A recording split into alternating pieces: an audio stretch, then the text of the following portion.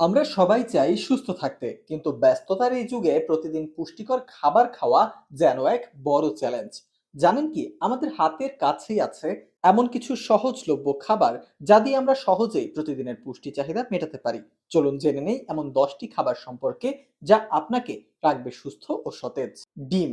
ডিমকে বলা হয় প্রকৃতির মাল্টিভিটামিন। এটি প্রোটিন, ভিটামিন ডি এবং কোলিনের দারুণ উৎস, যা মস্তিষ্কের স্বাস্থ্যের জন্য অপরিহার্য।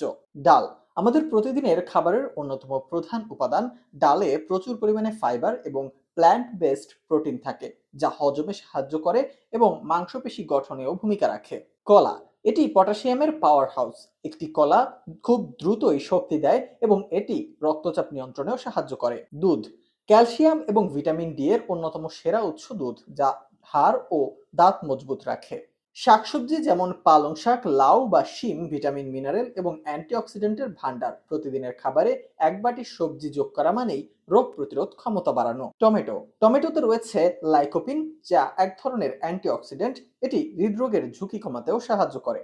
মাছ, বিশেষ করে ছোট মাছ, ওমেগা 3 ফ্যাটি অ্যাসিডের দারুণ উৎস, যা মস্তিষ্ক এবং চোখের জন্য খুবই উপকারী। দই বা টক দইয়ে থাকে প্রোবায়োটিক, যা পেটের স্বাস্থ্য ভালো রাখে এবং হজম প্রক্রিয়াকেও স্বাভাবিক রাখে।